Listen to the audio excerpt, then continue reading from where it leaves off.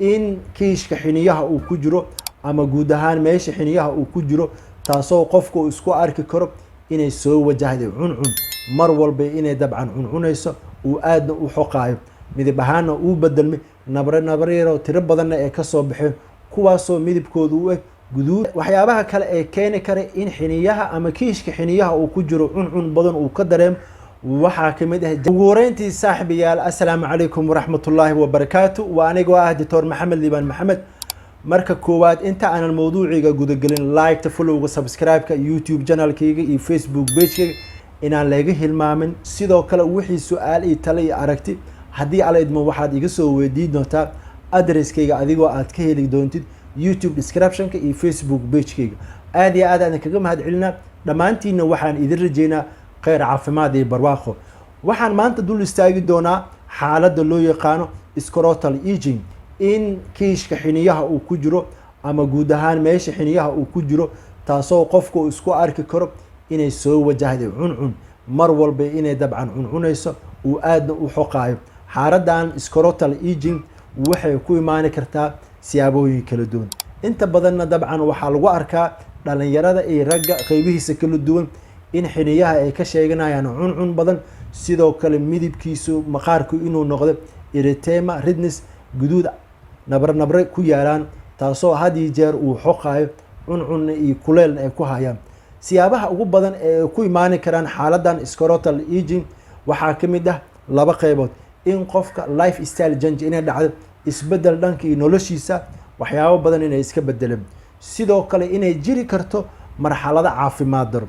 haddaan ku horumarno life style change-ga waxyaabaha ugu badan ee keeni karo waxaa ka mid ah nadaafad dare ay jirto, qubeyskiisu uu yaryahay, sidoo kale inuu qaadanayo dhar ciriiri ku ah.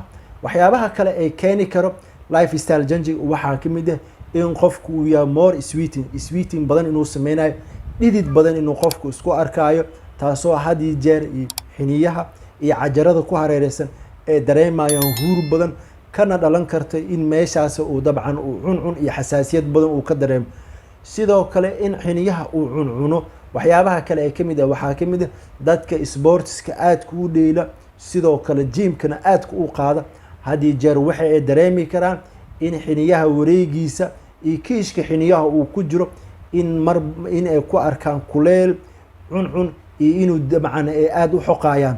markaan u imaanan dhanka iyo cudurada waxyaabaha keeni kara in cudur dabcan uu saameeyo ama marxalad caafimaad dare inay ka dhalatay medical conditions waxaa ka mid ah in qofka fangi hore uu ugu dhacay jirka qeybihiisa kala duwan ama waxa loo yaqaano tinea cruris, fangiga qeybaha hoose cajarada ku dhaco ama fangiga qeybaha hoose ee caloosha ku dhaco iyo kaadeysta inay u gudubtay dhanka iyo xiniyaha, qofkana uu dareemayo cuncun badan iyo in qofka uu aada u xoqaayo.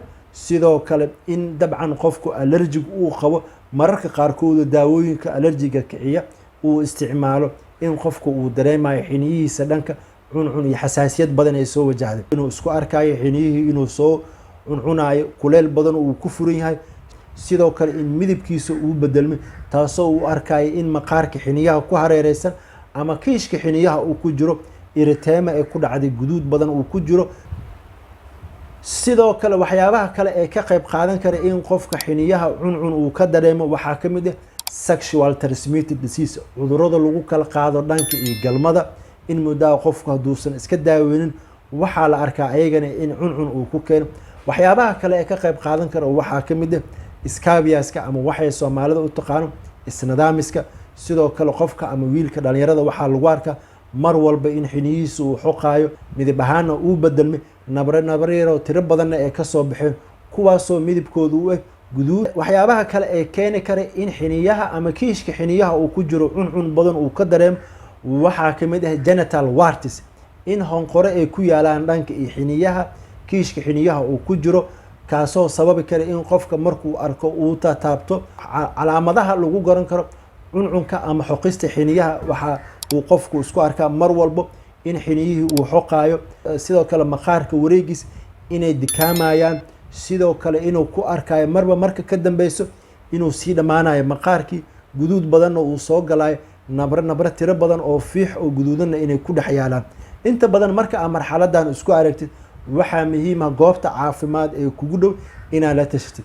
waxyaabaha ugu muhiimsan ee la isticmaali karo waxaa ka mid ah in haddaa allergic qabtid daawooyinka allergic aa isticmaashid. sidoo kale haddii fangi uu kugu yaalo ama qaybo ka mid ah jirkaaga uu fangi dabcan uu leeyahay inaad isticmaashid daawooyinkii loogu talagal. inta ugu badanna dabcan waxaa la isticmaalaa daawooyinka loo yaqaano antifungal cremes, gaar ahaan terbinafine, clotrimazole. waxa ay yareynayaan cuncunka kaaga imaanaya dhanka xiniyaha, sidoo kale maqaarka daciifka ku imaaday inuu kaa baaba'o iyo nabrihii yaraa tirada badnaa ku yaala.